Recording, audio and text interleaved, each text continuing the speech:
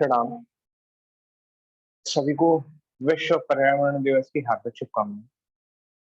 जैसा कि कल हमने जहां पर एंड किया था वहीं से स्टार्ट करेंगे। कल हमने ओम के उच्चारण के बारे में एक वृहद चर्चा की थी। इसके ऊपर पूरा हमने अच्छे से ध्यान दिया था कि कैसे ओम के उच्चारण की टेक्निक और किस तरह से हम ओम का उच्चारण करते हैं। उसको करते समय कैसी हमारी ब्रीदिंग होनी चाहिए, कैसे हमें श्वास लेना है और कैसे श्वास छोड़ना है। हमने लगभग सभी चीजों के बारे में अच्छे से जान लिया था। आप सभी से मेरा निवेदन है कि आप सभी लोग 2 मिनट के लिए म्यूट हो जाएंगे और हम सारे लोग एक साथ ओम का उच्चारण करेंगे। 11 बार के लिए एक साथ ओम का उच्चारण करेंगे। प्लीज सभी लोग अपने आप को अनम्यूट कर दें। कमर को सीधे रखेंगे और सहज रखेंगे। लंबी गहरी श्वास को लेते हुए 11 बार ओम का उच्चारण, जिस तरह से कल हम लोगों ने डिस्कस किया था उस तरह से 11 बार ओम का उच्चारण करेंगे।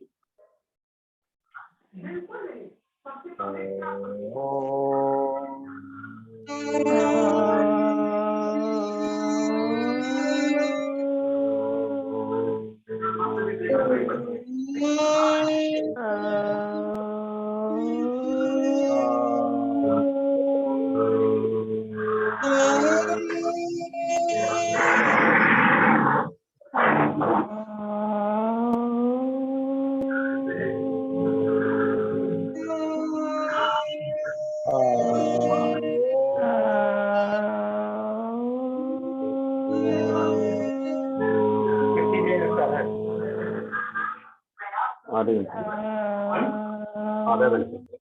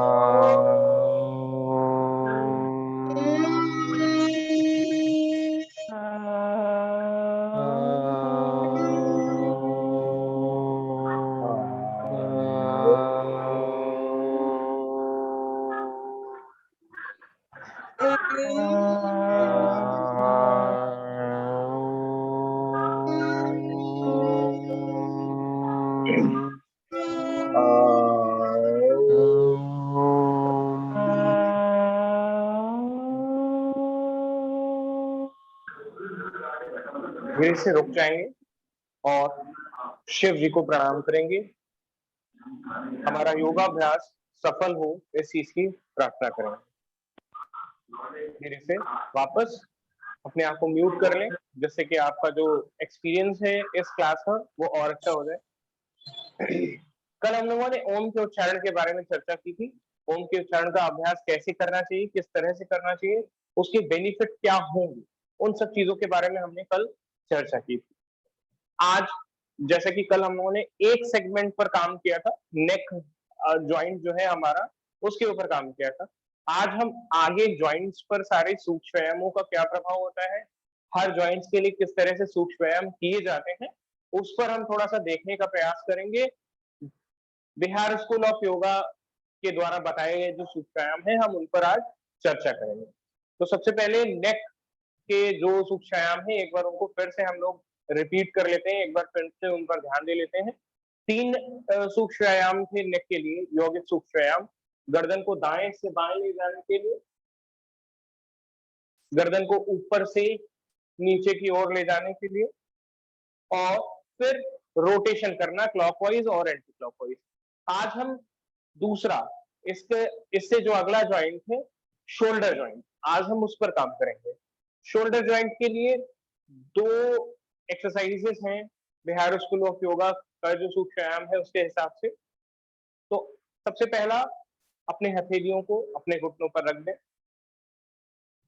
सांस को लेते हुए अपने बाहों एल्बोज को सीधा करेंगे इनहेल करते हुए, और एक्सहेल करते हुए नॉर्मल पोजीशन में वापस आएंगे। Inhale and exhale, inhale and exhale, inhale and exhale, inhale and exhale. ये स्टार्टिंग में करेंगे हम, जब बिगिनिंग में हम इसकी प्रैक्टिस कर रहे होंगे, हमारे शोल्डर की मोबिलिटी इतनी अच्छी नहीं होगी, हम तब इसका अभ्यास करेंगे। जब हमारी मोबिलिटी थोड़ी सी अच्छी हो जाएगी तो हम इसी का अभ्यास थोड़ा सा जल्दी करने लगेंगे और फोर्स ब्रीदिंग के साथ।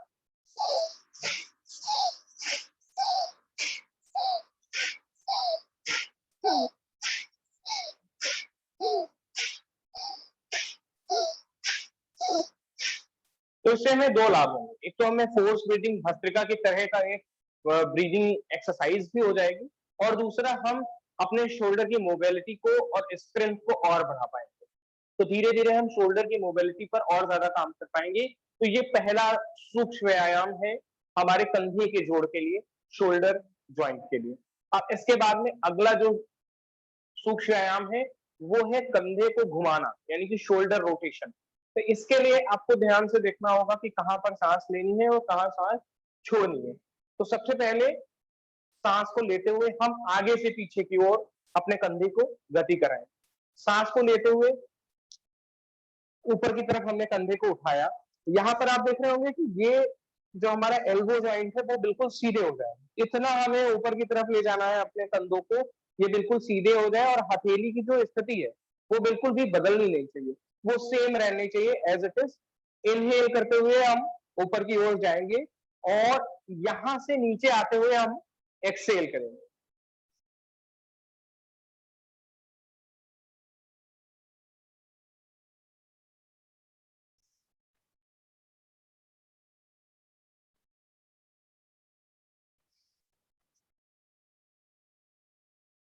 10 टाइम क्लॉकवाइज, और उसके बाद में 10 बार हम पीछे से आगे की ओर गति कराएंगे।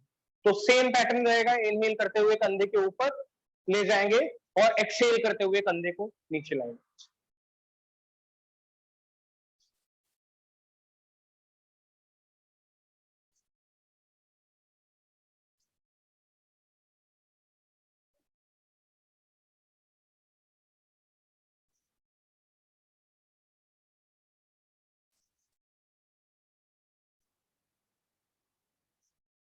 हमने कल भी इस चीज पर चर्चा की थी कि ब्रीदिंग का इतना ज्यादा ध्यान देना क्यों आवश्यक है, क्यों जरूरी है, हम ब्रीदिंग पर इतना एक्सरसाइज बार बार क्यों कर रहे हैं।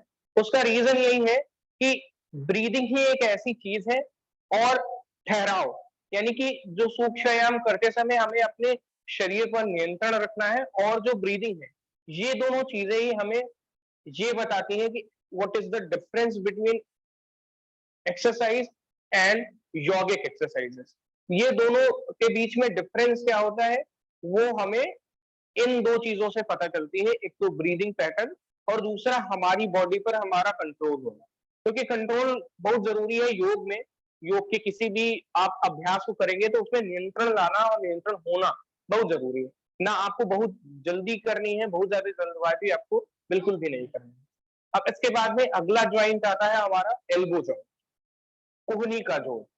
कोहनी के जोड़ के लिए हम सबसे पहले हाथ को सीधा करेंगे और सांस को छोड़ते हुए अंदर की ओर हाथ को ले जाएंगे, सांस को लेते हुए बाहर की ओर लाएंगे, सांस को छोड़ते हुए अंदर की ओर ले जाएंगे और सांस को लेते हुए बाहर की ओर आएंगे। एक चीज ध्यान रखनी है हमें, जब हम कोहनी को अंदर की ओर ले जाते हैं तो हमारी कलाई जो है वो बिल्कुल सीधी रहनी चाहिए। ये आवश्यक नहीं है कि आप अपने उंगलियों को अपने शोल्डर से टच कराएं, इसको करना जरूरी नहीं है, लेकिन आपकी कलाई बिल्कुल सीधी रहनी चाहिए। कलाई को बिल्कुल सीधे रखते हुए हम अंदर की ओर लाते हैं, एक्सहेल करते हुए हाथ को अंदर और इनहेल करते हुए बाहर की ओर, एक्सहेल एंड इनहेल एंड, ठीक है। तो कलाई के जोड़ को सीधा इसलिए रखना है, जब हम अंदर की तरफ ले करके आते हैं और कलाई के जोड़ को सीधा रखते हैं तो उससे होता यह है कि हम अपने पूरे हाथ पर मस्कुलर टेंशन लेकर के आ रहे होते हैं। जब हम कलाई को टेढ़ा कर देते हैं तो जो मस्कुलर टेंशन है वो यहीं तक रुक जाती है। तो इस वजह से हमें अपने हाथ को, कलाई को बिल्कुल सीधा रखना है। सेम एक्सरसाइज जो हमने सामने से की है, जो सूक्ष्म व्यायाम हमने सामने से किया है, वही हम अपने शोल्डर को वाइड ओपन करके इस साइड से भी करेंगे। एक्सेल करते हुए अंदर की ओर, इनहेल करते हुए बाहर की ओर। एक्सेल अंदर की ओर लाएंगे और इनहेल करते हुए बाहर की। एक और फिनोमेना जो आपको समझने की आवश्यकता है कि सांस लेना और छोड़ना, इसका बेसिक्स क्या है, इसका आधार क्या है, ये जानना बहुत आवश्यक है। देखिए, जब भी हम अपने शरीर को नॉर्मल पोजीशन से छोटा कर रहे होते, सिकोड़ रहे होते हैं, मिनिमाइज कर रहे होते हैं, तो हमें ये जानने की जरूरत है कि तब हमें अपनी सांस को छोड़ना है। जब भी हमारे शरीर पर दबाव आएगा, प्रेशर आएगा, तो हमें अपनी सांस को बाहर छोड़ना है। We have to exhale. जैसे कि जब हम फॉरवर्ड बेंडिंग करते हैं, हम आगे की तरफ झुकते हैं, हमारे पेट पर दबाव आता है, तो हम सांस को बाहर छोड़ते हैं। सांस को बाहर छोड़ना इसलिए जरूरी है क्योंकि अगर हम सांस को बाहर नहीं छोड़ते हैं, तो हमें उस आसन का पूरा लाभ नहीं मिल पाएगा और वायु के दबाव से जो टेंशन, ओवर टेंशन क्रिएट होगी, उससे कहीं ना कहीं हानि हो सकती है। तो इसलिए जब भी हम अपने शरीर को नॉर्मल पोजीशन से मिनिमाइज कर रहे होते हैं, तो हम एक्सेल करेंगे, और जब नॉर्मल पोजीशन में वापस ला रहे होते हैं या नॉर्मल से बड़ा कर रहे होते हैं, जैसे कि ताड़ासन, ताड़ासन में हम अपने शरीर को नॉर्मल से बड़ा करने की कोशिश करते हैं, तो हम सांस को लेते हैं। तो ये बेसिक फिनोमेना है कि कैसे सांस को लेना है और कैसे सांस को छोड़ना है। अब आपको बहुत ज्यादा विचार नहीं करना पड़ेगा कि सांस को लेना कहां पर है और सांस को छोड़ना कहां पर है। आपको हर बार अपने योग टीचर या अपने बुक्स को नहीं देखना पड़ेगा। आपको दिमाग में ये सिंपल चीजें पता होनी चाहिए कि जब प्रेशर आएगा, जब दबाव पड़ेगा, तो सांस को छोड़ना है, और जब हम प्रेशर रिलीज कर रहे होंगे या बॉडी को एक्सपेंड कर रहे होंगे, तब हमें इनहेल करना है। ये सिंपल फिनोमेना है।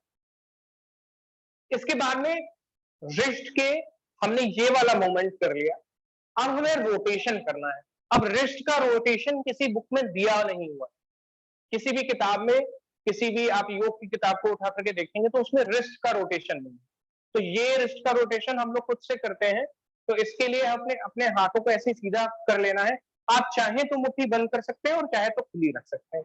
मुट्ठी बंद करने के बाद में आपको अपने रिस्ट को ऐसे घुमाना है। अब यहाँ पे ध्यान देना है कि सॉरी, एल्बो को हमें रोटेट करना है। अब यहाँ पे ध्यान देना है कि जो हमारा रिस्ट जॉइंट होगा, उसको बिल्कुल भी नहीं रोटेट करना है, उसकी मूवमेंट बिल्कुल भी नहीं होनी चाहिए। मूवमेंट सिर्फ और सिर्फ हमारे एल्बो जॉइंट की होनी चाहिए। तो हम ऐसे अपनी बॉडी को वाइड ओपन कर लेंगे और यहाँ पर ऐसे घुमाएंगे अपने हाथ को।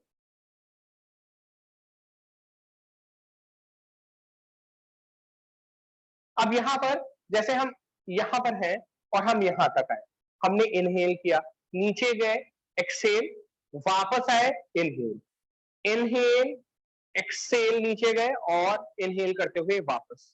ठीक है, तो ये ब्रीदिंग पैटर्न है। जब भी हम रोटेशन करते हैं, हम ऊपर की तरफ रहेंगे या जहां पर प्रेशर रिलीज होता है वहां पर रहेंगे तो हम इनहेल करेंगे, और जहां पर प्रेशर आएगा या जहां पर हम नीचे की तरफ जाएंगे या अंदर की तरफ पर्टिकुलर जॉइंट को प्रेस करेंगे, तो हम एक्सेल करेंगे। तो ये चीज ध्यान रखनी है। तो यही चीज हमने क्लॉकवाइज कर ली। अब एंटी क्लॉकवाइज रोटेशन। इसमें एक चीज और ध्यान देनी है, जब आप अपने हाथ को ऐसे सीधा करेंगे, तो जो हमारी स्कैपुलास है उनको कोशिश करेंगे अंदर की तरफ दबाते हुए आपस में मिला लें, तो जिससे कि हमारा कंट्रोल हो जाएगा हमारे शोल्डर पर और हमारे एल्बो जॉइंट पर। ठीक है, तो अंदर की तरफ तरफ स्कैपुलास को मिलाने के बाद में रोटेट करेंगे, क्लॉकवाइज करिए। नंबर आप अपने हिसाब से चूज करेंगे, आपकी कैपेबिलिटी के हिसाब से, और अभी प्रेजेंट टाइम में जो लेवल है आपकी फ्लेक्सिबिलिटी और स्ट्रेंथ का, उसके हिसाब से आप 20 भी कर सकते हैं, आप 50 भी कर सकते हैं, आप 10 भी कर सकते हैं, जो आपके लिए कंफर्टेबल हो रहा हो।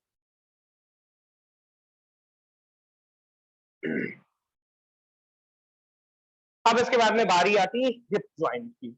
तो हिप ज्वाइंट के लिए दो आसन है, और बेसिकली ये आसन नहीं, इन्हें भी हम सूक्ष्म कहेंगे क्योंकि इनका वर्णन जो है वो किसी ऑथेंटिक योग की किताब में नहीं मिलता है। जो कंटेम्प्रेरी योग की बुक्स हैं जो राइटर्स ने लिखी हैं, उनमें कहीं कहीं वर्णन आता है। तो सबसे पहले हम करेंगे सबका फेवरेट आसन, तितली आसन। ठीक है, अभी हमने रिस्ट ज्वाइंट को छोड़ रखा है क्योंकि रिस्ट ज्वाइंट में 3 एक्सरसाइजेज हैं, उनको एक साथ हम लोग देख लेंगे। पहले हम लोग हिप ज्वाइंट पे आते हैं, क्योंकि एक साथ लगातार कंधे की एक्सरसाइज कोशिश करनी चाहिए, नहीं करनी चाहिए उन लोगों को जिनको सर्वाइकल रहता है या जिनको टेनिस एल्बो की प्रॉब्लम है या इस तरह की कोई दिक्कत है। तो पहले हम बटरफ्लाई कर लेंगे, फिर उसके बाद में हम रिस्ट जॉइंट से रिलेटेड एक्सरसाइजेस करेंगे। तो बटरफ्लाई करने के लिए देखिए अपने पैरों को दोनों को आपस में ऐसे खोल लेना होगा और अपने पैरों को आपस में मिलाना होगा, ठीक है। उसके बाद में मिलाने के बाद में हम अपने एड़ी को, जो हमारे हील है, उनको आपस में दबाने की कोशिश करेंगे। जब हम अपने हील को दबाएंगे और नीचे की तरफ प्रेशर देंगे तो हमारे हील प्रेशर के पैरों को भी नीचे की तरफ ले जाएंगे। तो उसके बाद में अपने पैरों को आपस में लाना है, हाथों से अपने टोस को पकड़ना है, स्पाइन को सीधे, और अपने एल्बो को ऐसे ट्विस्ट करके सामने की तरफ ले आएंगे। फिर उसके बाद में हमें अपने हिप जॉइंट की मोबिलिटी के लिए तितली आसन, बटरफ्लाई करना है। इसमें ध्यान रखना है कि बहुत ज्यादा प्रेशर नहीं देंगे जब हम पर्टिकुलर सेट की स्टार्टिंग कर रहे हो। पहले धीरे धीरे से स्टार्ट करेंगे, बिल्कुल आराम से धीरे धीरे से, और फिर धीरे धीरे उसकी स्पीड बढ़ाएंगे, और जब हमें वापस रुकना होगा तो फिर से स्पीड को पहले स्लो करेंगे और उसके बाद में फिर से रुकना होगा हमें। कम से कम 50 सेट, जिसमें कि 15 सेट्स को आपको धीरे करना है, फिर 20 रेप्स को फिर से तेजी से करना है, और उसके बाद में 15 बार फिर से धीरे से करने के बाद में रुक जाना है। और लगातार अपनी एल्बो को सीधे रखना है और अपनी स्पाइन को बिल्कुल सीधे रखना है, ये चीज हम ध्यान रखेंगे।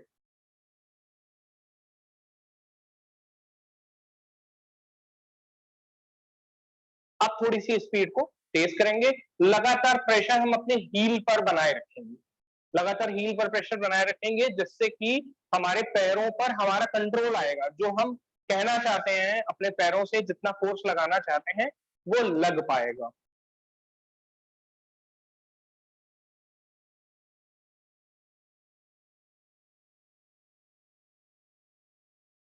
ठीक है, और अब जब रुकना होगा तो फिर से अपनी स्पीड को धीरे धीरे धीरे धीरे कम करें।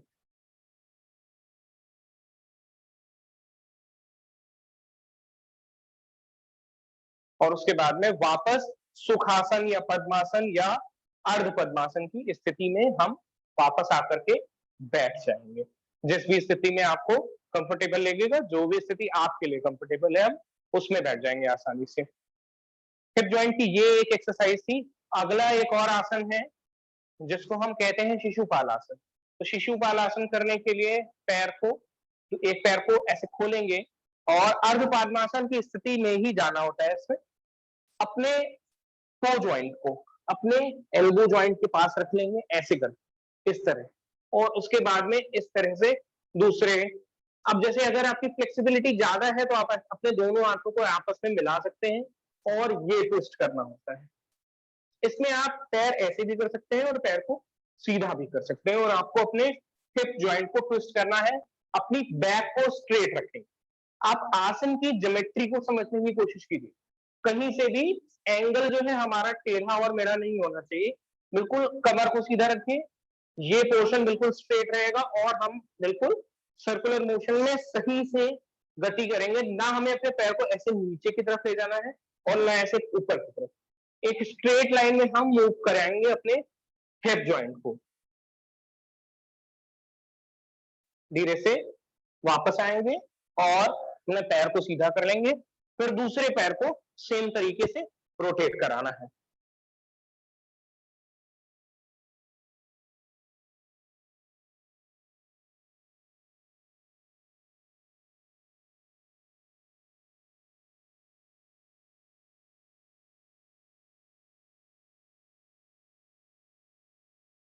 पैर को सीधा कर लेंगे। ये हो गया हमारा शिशुपाल आसन। ये आसन था, ये आसन और बटरफ्लाई यानी कि तितली आसन था हमारे हिप की मोबिलिटी को बढ़ाने के लिए, हिप जॉइंट पर काम करने के लिए।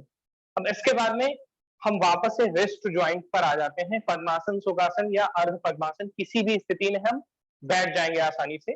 उसके बाद में हम रिस्ट जॉइंट के ऊपर आएंगे।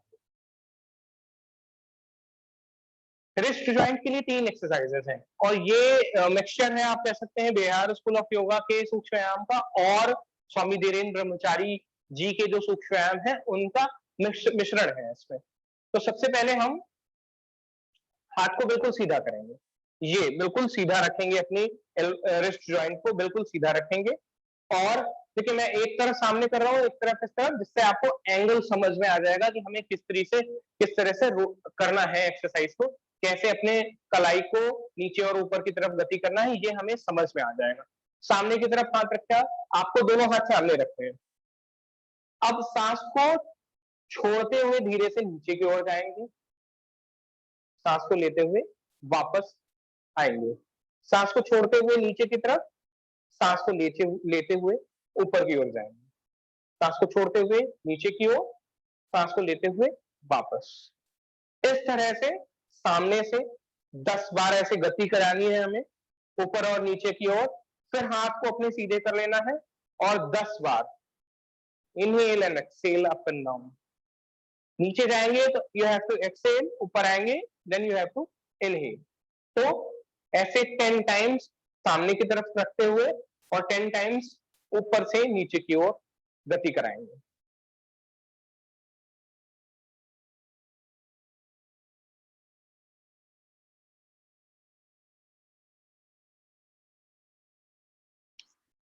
जो प्रैक्टिस के सेट है, कितनी बार करना है, ये आपके ऊपर डिपेंड करता है। ये आप डिसाइड करेंगे कि मुझे कितनी बार करना है।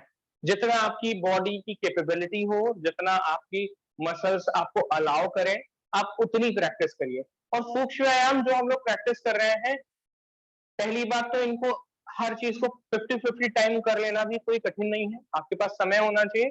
दूसरी चीज जो आपकी फर्दर प्रैक्टिस है, जब आप आसनों का अभ्यास करेंगे, जब आप एडवांस आसनों का अभ्यास करेंगे, तो ये आपका आधार है, ये बेसिक्स है, इसी से उन सब चीजों को करने में आसानी होगी। अब रिस्ट रोटेशन को करने में क्या आसानी होगी, जब आप चक्रासन कर रहे होंगे, जब आप और ऐसे आसन कर रहे होंगे जिसमें आपको अपने हाथों से बैलेंस बनाना है, आप हैंड स्टैंड कर रहे होंगे, हेड स्टैंड कर रहे होंगे, तो ये एक्सरसाइज से आप अपने कलाई को, अपनी एल्बो को, इन सारे जॉइंट्स को इतना फ्लेक्सिबल और स्ट्रेंथेबल, यानी कि आपके जॉइंट्स में स्ट्रेंथ भी होगी और फ्लेक्सिबिलिटी होगी। तो योग के शारीरिक अभ्यास में, उच्च अभ्यास में इसी की आवश्यकता है कि आपके पास में फ्लेक्सिबिलिटी और स्ट्रेंथ का कॉम्बिनेशन हो। अगर सिर्फ स्ट्रेंथ है तो भी काम नहीं चलेगा, और अगर सिर्फ फ्लेक्सिबिलिटी है तो भी काम नहीं चलेगा, आपको दोनों का कॉम्बिनेशन अपने अंदर डेवलप करना होगा। तो सूक्ष्म व्यायाम उसके लिए परफेक्ट रेसिपी है इसको क्रिएट करने के लिए। अब इसके बाद में इसी में अगली एक्सरसाइज जो हम करने जा रहे हैं, अगला सूक्ष्म व्यायाम जो करने जा रहे हैं हम, उसमें क्या करना है, सेम सूक्ष्म व्यायाम है, बस इसमें अपनी फिंगर्स को वाइड ओपन करना है। जैसे हमने उसमें फिंगर्स को नॉर्मल बंद कर दिया था, इसमें वाइड ओपन करना है। इनहेल करते हुए नीचे की जाए, एक्सहेल करते हुए नीचे की ओर जाएंगे, और इनहेल करते हुए ऊपर की ओर फिंगर्स को ओपन करेंगे।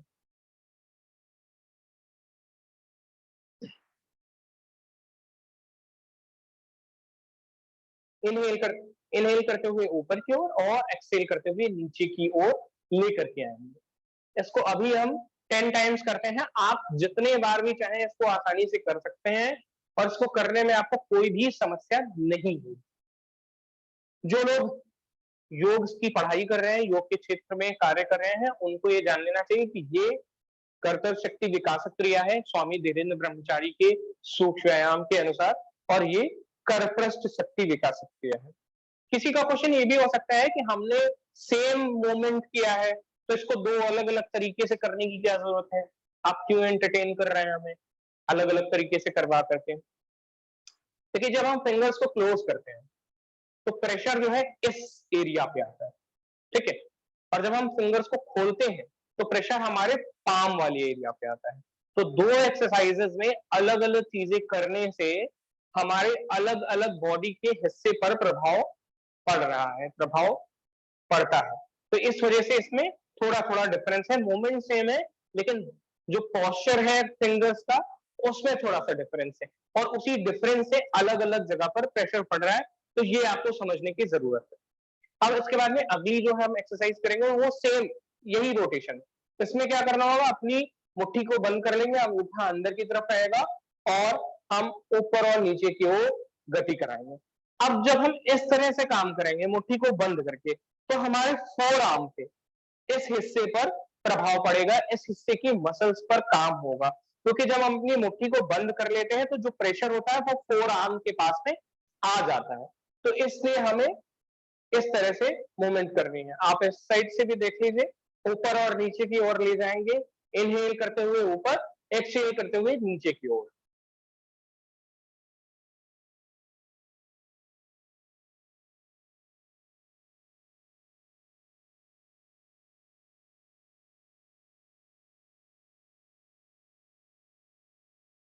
धीरे से वापस आ जाएंगे। ये तीसरा सूक्ष्म व्यायाम हो गया। हम रिस्ट के बारे में बात करें, अगर कलाई के बारे में बात करें तो ये तीसरा सूक्ष्म व्यायाम हो गया। अब इसके बाद में जो अगला सूक्ष्म व्यायाम है, जैसा कि हम लोगों ने लगभग सारे जॉइंट्स का रोटेशन जरूर किया है, तो रिस्ट का रोटेशन भी हम करेंगे। मुट्ठी को बंद कर लेंगे, अंगूठा अंदर की ओर, और क्लॉकवाइज हम रोटेट करेंगे। इनहेल करते हुए ऊपर, एक्सहेल करते हुए नीचे, सेम फिनोमेना रहेगा। Clockwise 10 times and anti clockwise 10 times rotate करना है।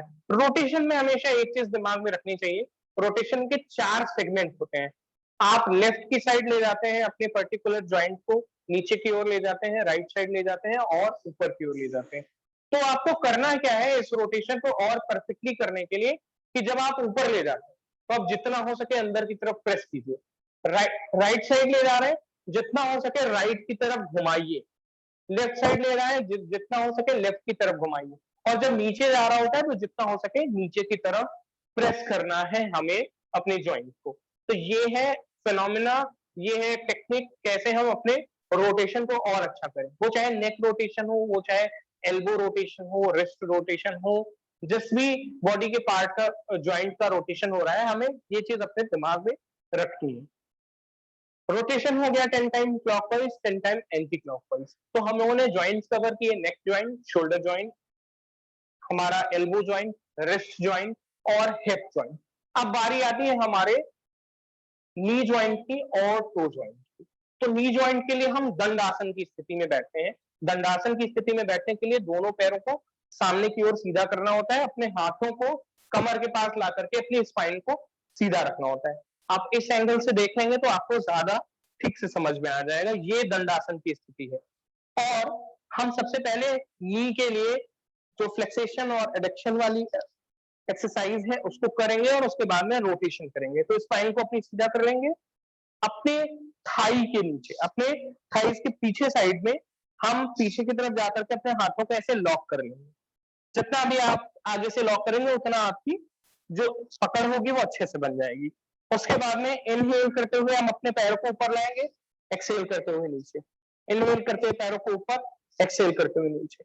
इनहेल करते हुए पैरों को ऊपर, एक्सहेल करते हुए नीचे की ओर।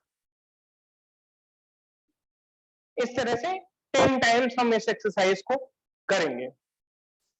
दूसरी साइड में दूसरी तरफ जाकर के हम सेम सूक्ष्म व्यायाम को रिपीट करेंगे। जितना हो सकेगा हम उतना अपने अंदर से जाकर के अपने हाथों को लॉक कर देंगे और सीधे की तरफ ऊपर ले जाएंगे और वापस नीचे की तरफ लाएंगे। स्पाइन को कोशिश करेंगे जितना हो सकेगा उतना सीधे रखेंगे।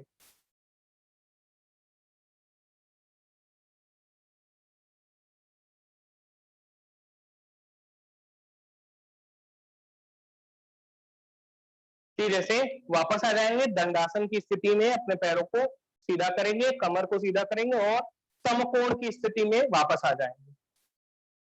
इसके बाद में रोटेशन।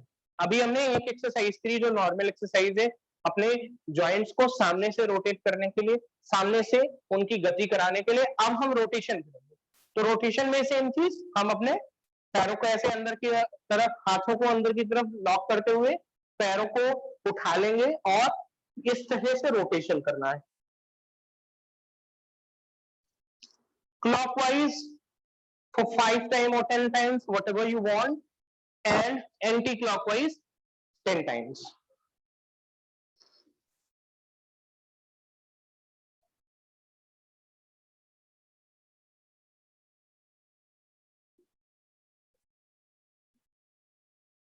दूसरे वाले पैर से दूसरे वाले लेग की ओर जाएंगे और दूसरे वाले साइड से क्लॉकवाइज रोटेट करेंगे 10 times and anti clockwise rotate करेंगे 10 टाइम्स।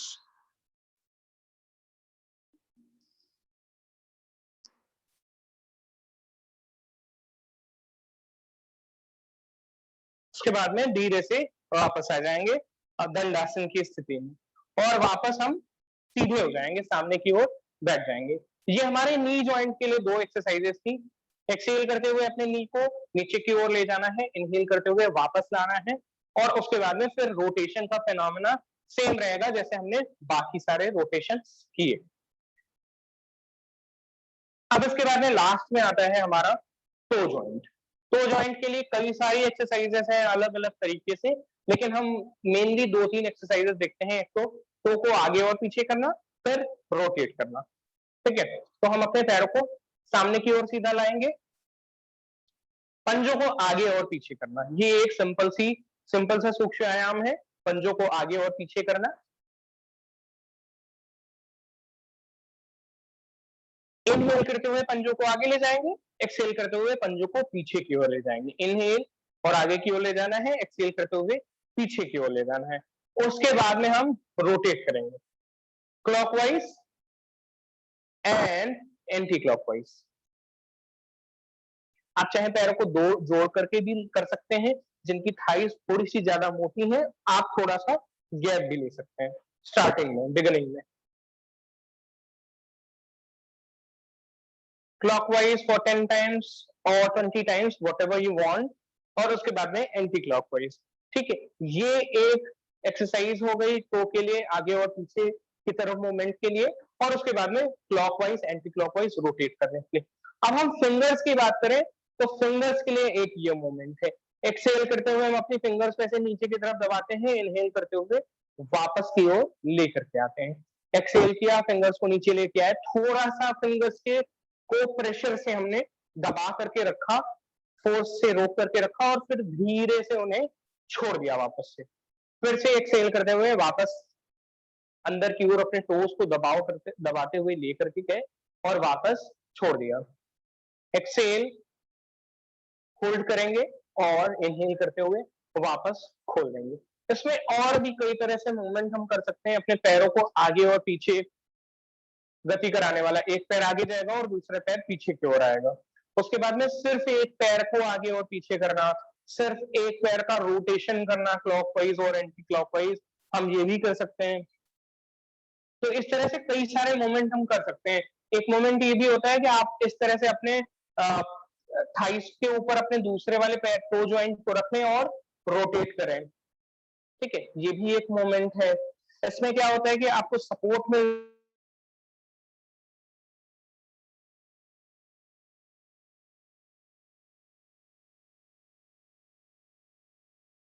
जाता है आपकी थाई का, तो इस वजह से टो का हम हिप जॉइंट का मूवमेंट कर सकते हैं, रोटेशन कराना यहीं पर।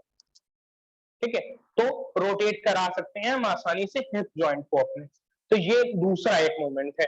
तो ये हमारी बॉडी के लगभग जितने मेजर जॉइंट्स हैं, हमारी नेक, शोल्डर, एल्बो, रिस्ट, हिप, नी और टो जॉइंट, इन सारे जो 13 जॉइंट्स हमने कल काउंट किए थे, उन सारे जॉइंट्स की एक्सरसाइज हमने लगभग कर ली। अब उसके सूक्ष्म व्यायाम हमने लगभग सारे देख लिए कि सूक्ष्म व्यायाम कैसे करने चाहिए और क्या उनकी टेक्निक्स होनी चाहिए, ब्रीदिंग पैटर्न क्या होना चाहिए। एक चीज और ध्यान देने वाली, एक पॉइंट और जो काफी इंपॉर्टेंट है, योग कोई भी प्रैक्टिस आप कर रहे हो तो आपका ध्यान, जो आपका मन है, उसे आपको अपने शरीर पर नियंत्रित करना है। हठ योग का बेसिक यही है कि आप अपने शरीर से मन पर विजय प्राप्त करने का प्रयास करते हैं।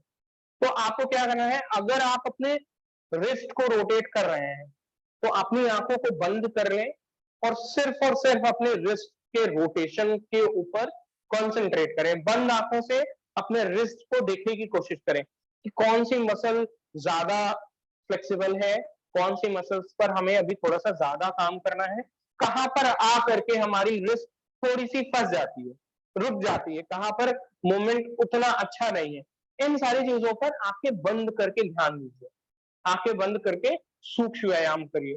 जब आप इस तरह से योग के फिजिकल प्रैक्टिस को करेंगे और धीरे धीरे आपका लेवल बढ़ेगा, तो ध्यान की तरफ जाने के लिए या जो एडवांस प्रैक्टिसेस हैं उनकी तरफ जाने के लिए आपको थोड़ा सा आसानी होगी।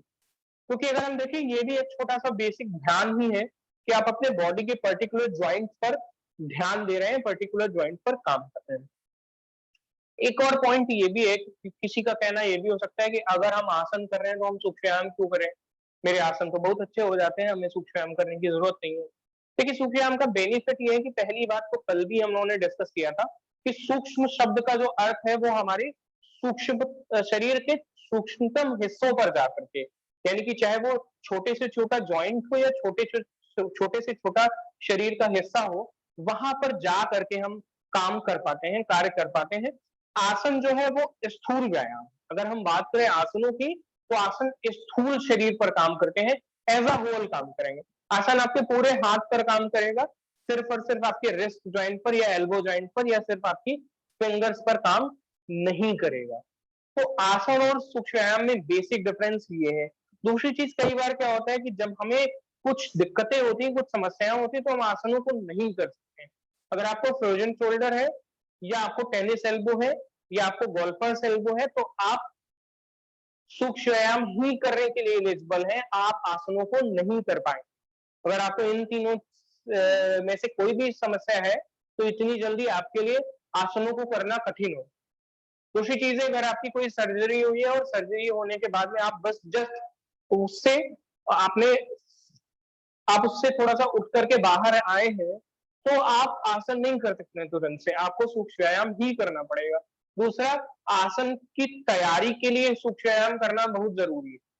तीसरी चीज़ है कि जब हम स्वामी धीरेन्द्र ब्रह्मचारी के सूक्ष्म व्यायाम पे जाते हैं, जिसको हम कभी और किसी वर्कशॉप में देखेंगे अगर आप लोगों का मन हुआ तो स्वामी धीरेन्द्र ब्रह्मचारी की जो सूक्ष्म व्यायाम है, उनमें तो आसन, प्राणायाम, बंध और मुद्रा चारों का हमें लाभ मिलता है। हमें चारों चारों के को एक साथ कंबाइन करने का मौका मिलता है। जो लोग धीरेन्द्र ब्रह्मचारी जी के सूक्ष्म व्यायाम के बारे में जानते होंगे, आपको पता है कि अगर हमने कोई भी सूक्ष्म व्यायाम किया, तो उसमें शरीर की मुद्रा यानी कि आसन इन्वॉल्व है, प्राणायाम यानी कि ब्रीदिंग इन्वॉल्व है क्योंकि हम उसमें ब्रीदिंग ज़रूर करते हैं।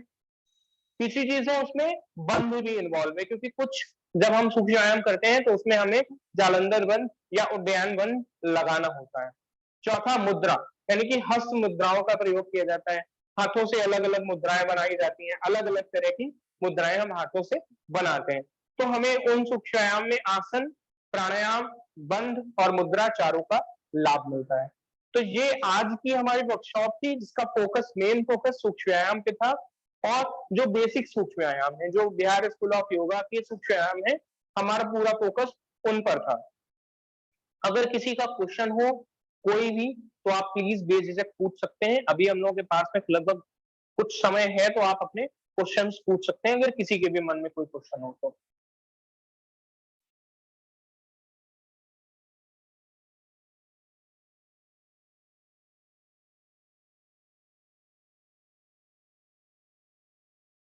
चलो। मुझे लगता है सारे लोगों को अच्छे से समझ में आ गया है, इसलिए कोई क्वेश्चन नहीं है, अच्छी बात है। हम लोग कल क्या करेंगे उस पे हम लोग थोड़ा-सा डिस्कशन कर लेते हैं। कल हम लोग ये देखने की कोशिश करेंगे कि ब्रीथिंग करने के तरीके क्या-क्या होते हैं अलग-अलग, कैसे हमें ब्रीथिंग करनी चाहिए, किस तरह की ब्रीथिंग किस टाइम पे की जाती है, फिर हम प्राणायाम पे डिस्कस करेंगे कि किस तरह के प्राणायाम को कब करना चाहिए, कौन से प्राणायाम किसको करवाने चाहिए और किसको नहीं करवाने चाहिए, किसको करने चाहिए, किसको नहीं करने चाहिए, तो हम उस पर चर्चा करेंगे कल के सेशन में। तो आज का सेशन हमारा सूक्ष्म व्यायाम पे डेडिकेटेड था। कल का और परसों का सेशन जो है होगा हमारा, कल का सेशन पूरा प्राणायाम पे होगा और परसों हम कोशिश करेंगे कि थोड़ा-सा एक्यूप्रेशर के बेसिक्स पॉइंट जो हैं, हमारी इम्यूनिटी के लिए, हमारे लंग्स के लिए, उन पर काम करना शुरू करेंगे। उन पर थोड़ा-सा हम लोग थोड़ा-सा फोकस करके उनके बारे में जानने की कोशिश करेंगे और बाकी जो प्रैक्टिस हम लोगों ने कल की थी, आज की थी और कल करेंगे, उसको भी हम दोहराएँगे परसों और उसके बाद में 5वें दिन में। 5वें दिन में प्लीज़ रिक्वेस्ट है कि आप जो भी लोग हैं कुछ क्वेश्चन्स ज़रूर लेकर के आइएगा, तभी वो एक वर्कशॉप थोड़ी-सी इंटरैक्टिव होगी, नहीं तो वो एक स्पीच और लेक्चर की तरह हो जाता है। आप लोग सिर्फ आकर के सुन रहे हैं हमारे सम्मान में या आपका मन हुआ आज कि चलो आज जॉइन करके देख लेते हैं कि क्या हो रहा है, तो लेकिन थोड़ा-सा उसको इंटरैक्टिव बनाएँगे। बहुत सारे ऐसे लोग हैं जो शायद मास्टर्स कर रहे हैं, तो आप लोग तो कम से कम ज़रूर कुछ ना कुछ क्वेश्चन्स पूछा करिए, उससे आपका भी नॉलेज बढ़ेगा और अगर कोई क्वेश्चन मुझे नहीं आता होगा, तो हमें भी थोड़ा-सा किताबें देखने का मौका मिल जाएगा, किताबें देखनी पड़ेंगी कि हाँ, इसका आंसर क्या हो सकता है। तो आज के लिए इतना ही। ओम का उच्चारण करते हैं 11 बार। सभी लोग अपने आप को अनम्यूट कर लें प्लीज। तो उससे हम लोग एक साथ ओम का उच्चारण करके आज के सेशन को एंड करते हैं। Please unmute yourself everyone. Spine को सीधा कर लेंगे, ज्ञान मुद्रा की स्थिति में आ जाएंगे। 3 से 4 बार लंबी गहरी सांस लेंगे, जिससे हम अपने आप को थोड़ा सा नॉर्मलाइज स्टेबलाइज कर लें, अपनी ब्रीदिंग को थोड़ा सा कंट्रोल में ले आए, अपनी बॉडी को वापस ले आए थोड़ा सा मोबिलिटी से नॉर्मल स्थिरता की ओर। उसके बाद में हम लोग ओम का उच्चारण करेंगे। ठीक है, साथ में करना है। आप कोशिश कीजिएगा कि जब हम शुरू करेंगे तब शुरू करिएगा, जब मेरा खत्म हो जाएगा, एंड हो जाएगा, अगर आपको उससे पहले एंड हो जाता है तो अगली बार जब फिर से स्टार्ट होगा तो साथ में कीजिएगा। इससे वो जो एक आपस में मिल करके फ्रीक्वेंसी क्रिएट होती है, उसका अलग इफेक्ट होता है। तो साथ में करने का प्रयास करेंगे हम लोग। स्पाइन सीधे कर लेंगे, लंबी गहरी सांस लेंगे।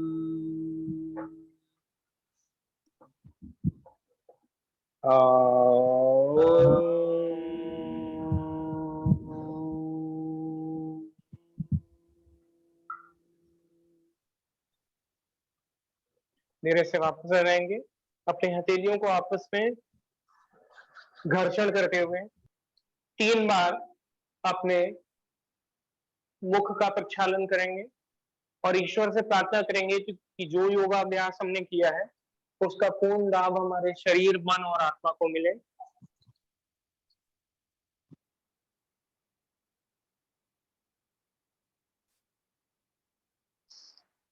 इन सभी का बहुत बहुत धन्यवाद, प्रणाम। आपने ये वर्कशॉप का दूसरा दिन अटेंड किया, और सबसे ज्यादा धन्यवाद करांटेश जी का, जो सारी टेक्निकल चीजें इस वर्कशॉप से रिलेटेड हैंडल कर रहे हैं। आप लोगों को यूट्यूब पर एक लिंक शेयर हो जाएगा इसी ग्रुप पर। इस वर्कशॉप को यूट्यूब पे डाल दिया गया है, तो कोशिश कीजिएगा आप सभी लोग उसको बार बार देखिएगा। अगर आपको ये अच्छा लगा हो, आपको लगा हो कि कुछ इससे नॉलेज हमें मिलेगी, थोड़ी सी बढ़ेगी, और उसको लोगों तक पहुंचाने का प्रयास कीजिएगा। जैसे हम लोग एक प्रयास ये कर रहे हैं कि जो योग के ऑथेंटिक एक वे है, उसको लोगों तक पहुंचाने का प्रयास करें। जो इतना मॉडिफिकेशन नहीं करना चाहिए, इतना मॉडिफाई जो हो गया है वो चीज नहीं होनी चाहिए। तो हम उसका प्रयास कर रहे हैं कि ऑथेंटिक योग को लोगों के सामने ला करके प्रस्तुत करें। तो इस चीज को बढ़ाने का प्रयास कीजिएगा और आप लोग बताइएगा कि अगली वर्कशॉप हमें किस चीज के ऊपर करनी चाहिए। आप लोग सजेस्ट करिएगा कल परसों और उसके अगले दिन में कि एक पर्टिकुलर टॉपिक पे कि किस चीज पर हमारी अगली वर्कशॉप होनी चाहिए, क्योंकि मैं चाहता हूं कि हम लोग महीने में 2 वर्कशॉप जरूर करेंगे। प्रांतेश जी का अगर सपोर्ट रहा तो हम लोग आगे भी ऐसी चीजें करते रहेंगे। तो आप सजेशन दीजिएगा कि क्या टॉपिक होना चाहिए अगली वर्कशॉप का। और दूसरी चीज, जो लोग मास्टर्स कर रहे हैं उनके लिए मेरा एक क्वेश्चन है कि आपको कल मुझे ये बताना है, ये मैसेज करके बता दीजिएगा जो लोग थोड़ा सा हेजिटेट होते हो बोलने में। तो आपको ये बताना है कि आसनों की संख्या क्या है।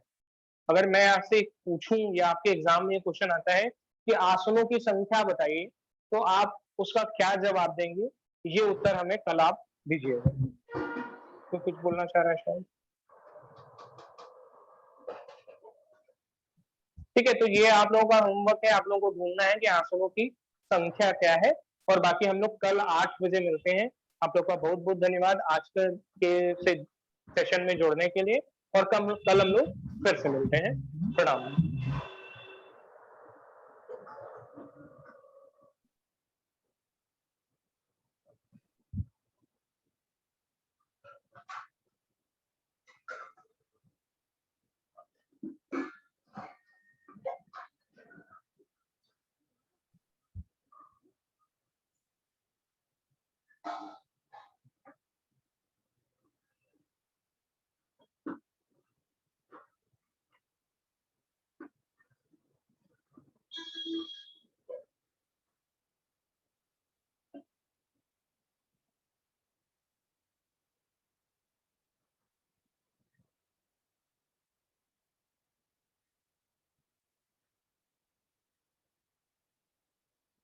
मेरा फोन और लीड ले लेना।